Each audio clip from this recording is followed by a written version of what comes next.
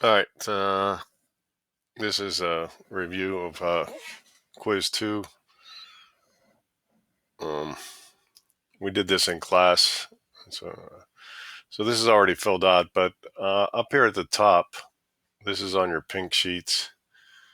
Uh, Hopefully I'll post a copy of the pink sheet on the classroom. I've been able to find one in an electronic copy in my files, but I'll look for one, and then when I find it, I'll post it online. But these are right off the identity sheet, the pink identity sheet. And then these first couple questions here, even graphs are symmetrical about the y-axis, and odd graphs are symmetrical about the origin.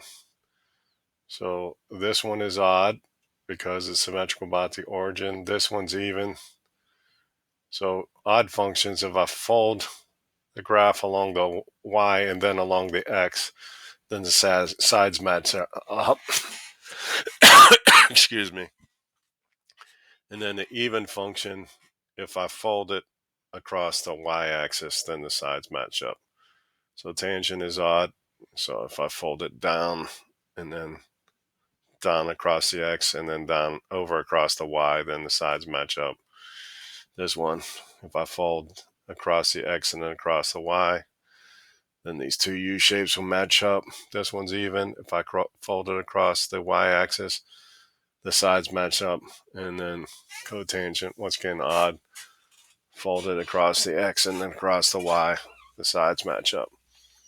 So simplify the following to either 1 or -1. So secant of negative x is equal to secant x up here. And then cosine negative x is equal to cosine x. So, and then I converted secant x to 1 over cosine times cosine. That simplifies to 1. And then cotangent squared of negative x is, so any squared function becomes positive. So cosine squared minus cosecant squared is 1.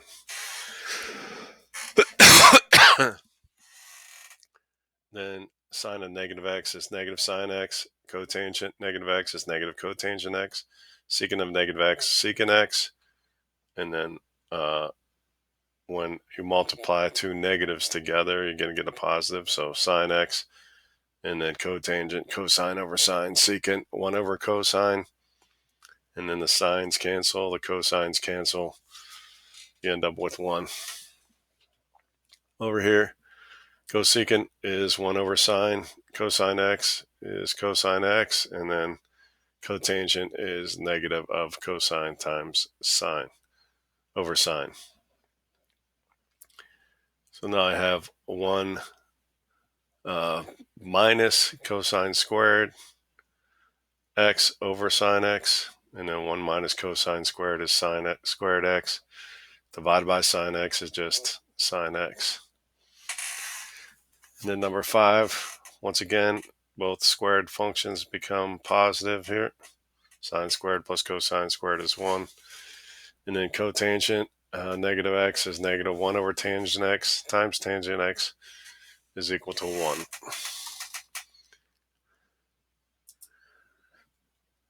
And then the cofunctions, once again on your pink sheet, this is what they look like here. And then it says suppose sine of theta is 4/5 and cotangent is negative. That means sine is positive in the first or second, but cotangent would be negative in the second. So that you're in the second quadrant. You draw theta as your reference angle, and then the side across from theta is 4, the hypotenuse 5. And then if I use Pythagoras, this adjacent side here, or the x value is -3. So if I want to do, so here's theta right here. This is 90 minus theta. Or I could just look up here to a secant of 90 minus theta is the same as cosecant of theta.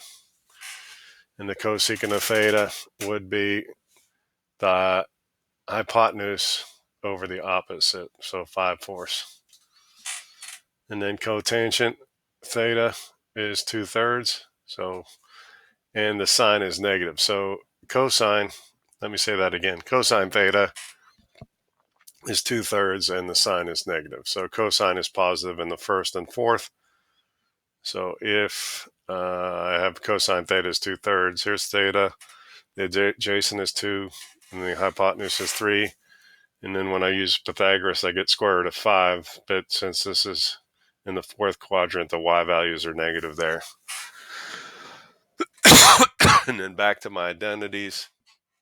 Cotangent of pi over 2 minus theta is equal to tangent theta.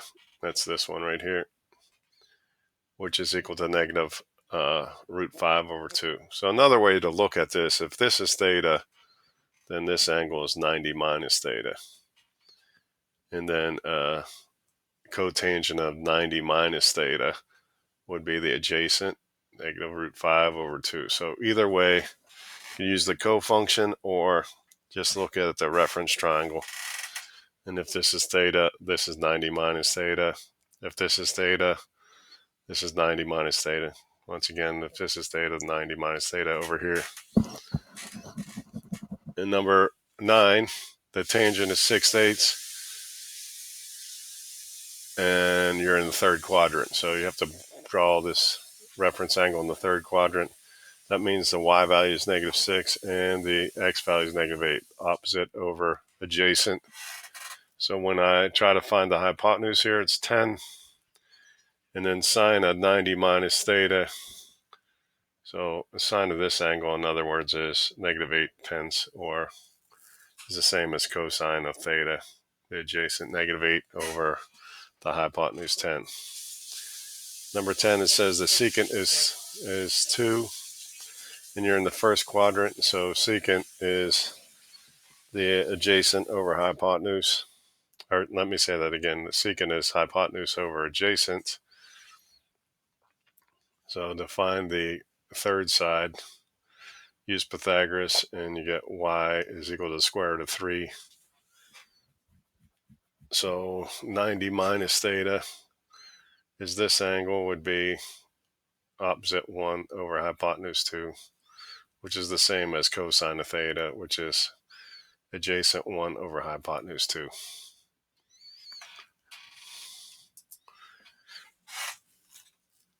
And then on this page here, you're solving the equations. You're trying to find all the angles between, including 0, but up to 2 pi.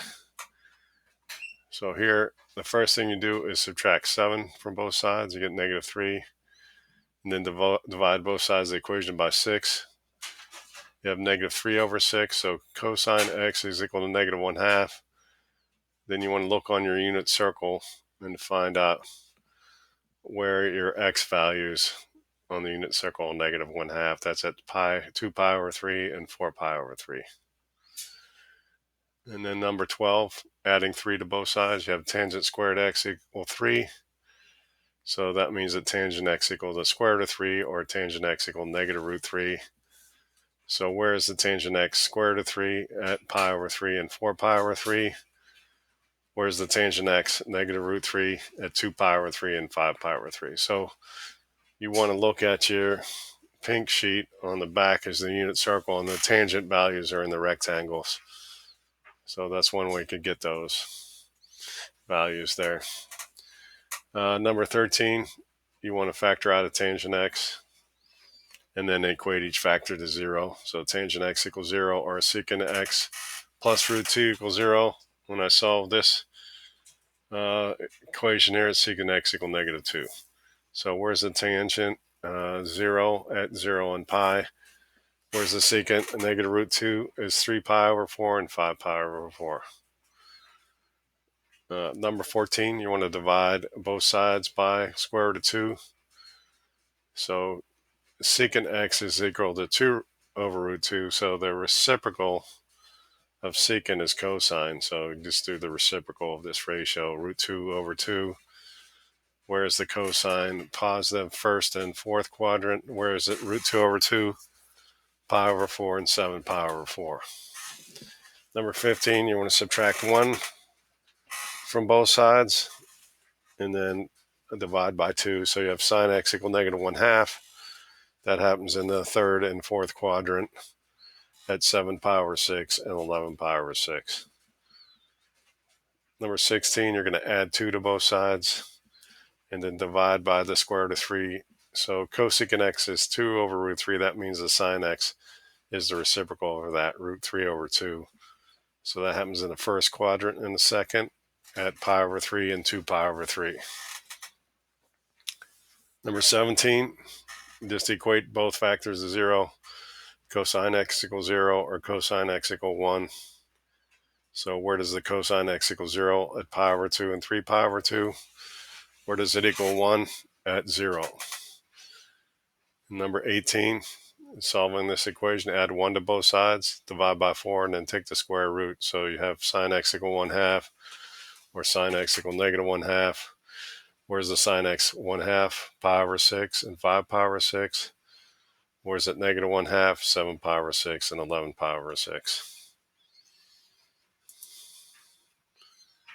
And then here's a practice quiz using the same ideas here. I'll make this 100% so I can scroll down and look at. So I'm not going to explain every one of these. You can just take a look at them.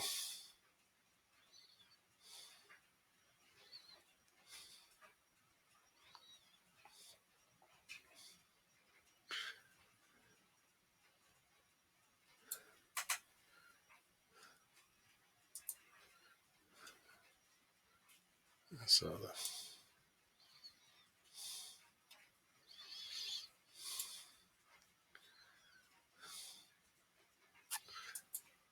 okay, go back here.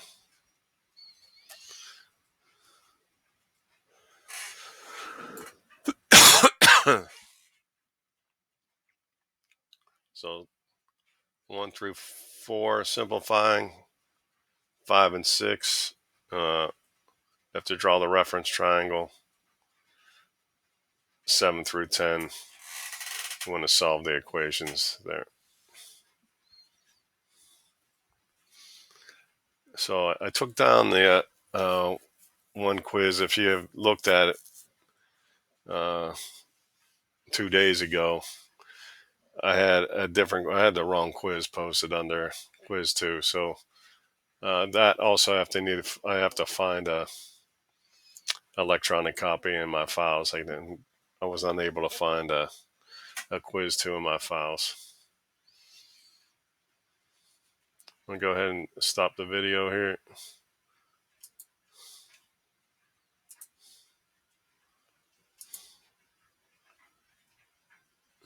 Stop.